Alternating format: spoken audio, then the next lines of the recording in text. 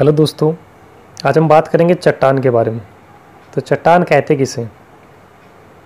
तो भूपृष्ठ पर पाए जाने वाले वे कठोर एवं मुलायम पदार्थ जो धातु नहीं हो चट्टान कहलाते हैं।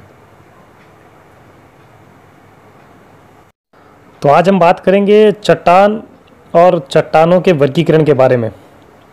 तो चट्टानों के वर्गीकरण के बारे में बात करें तो आगे चलिए हम बात करते हैं अपने अगले टॉपिक पर, चट्टानों का वर्गीकरण। तो चट्टानों के प्रकार के बारे में बात करें तो चट्टानों के 3 प्रकार हैं।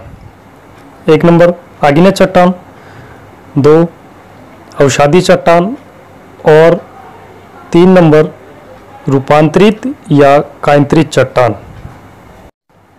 इनमें भी इनके प्रकार के बारे में बात करें तो आग्नेय चट्टान जैसे बेसाल्ट, ग्रेनाइट चट्टानें आग्नेय चट्टान।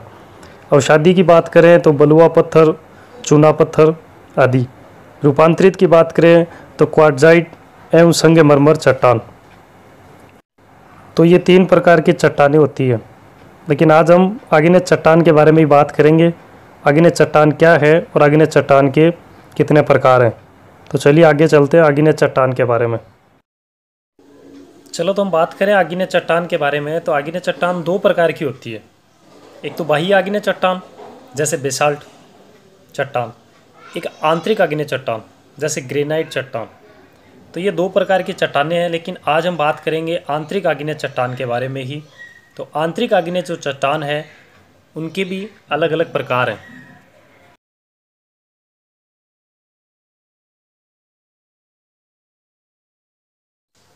तो आंतरिक आग्नेय चट्टान कहते किसे, पहले तो हम ये बात करते हैं कि जब ज्वालामुखी के उद्गार के समय मेग्मा जो है वो ऊपर की तरफ अग्रसर न होकर धरातल के ऊपर न पहुंचकर उसके अंदर ही ठंडा होकर ठोस रूप धारण कर लेता है ना, तो उसे आंतरिक आग्नेय शेल कहते हैं। जी हाँ, मतलब जो लावा है वो बाहर न निकलकर धरातल के अंदर ही जम जाता हो, उसे आंतरिक आग्नेय चट्टान कहते हैं। आप जो डायग्राम देख रहे हैं उसमें आपको दिख भी रहा होगा कि पृथ्वी के आंतरिक भाग में ही जमा हुआ है, अंदर ही अंदर। अब इनकी भी बात करें तो इनमें भी आंतरिक भाग में पर्याप्त अंतर होने के कारण इन्हें पुनः 2 भागों में विभाजित किया जाता है। तो बात करें इन्हें कौन से पुनः 2 भागों में विभाजित किया जाता है, तो चलिए आगे चलते हैं। तो आंतरिक आग्नेय के प्रकार के बारे में बात करें तो 1 नंबर पातालीय चट्टान। पातालीय चट्टान क्या है? पातालीय चट्टान वे हैं जो पृथ्वी की गहराई में अपेक्षाकृत बड़े परिमाण में ठंडी होकर जमी है। इनके रवे बड़े होते हैं जैसे ग्रेनाइट चट्टान।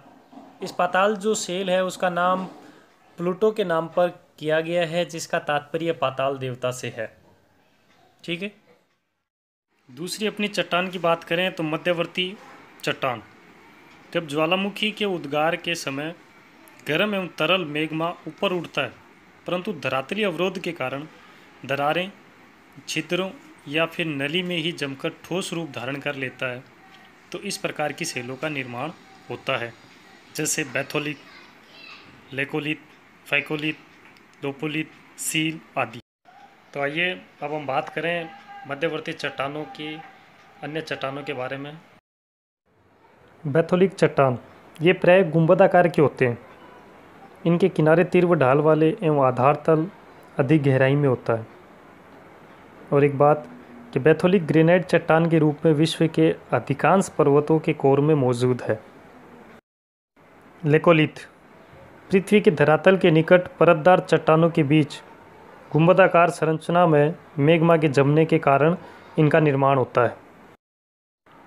जब लावा का जमाव धरातल के नीचे अवतल आकार वाली छिछली बेसिन में होता है तो एक तस्तरी नुमा संरचना का निर्माण होता है, जिससे लोपोलिथ चट्टान का निर्माण होता है।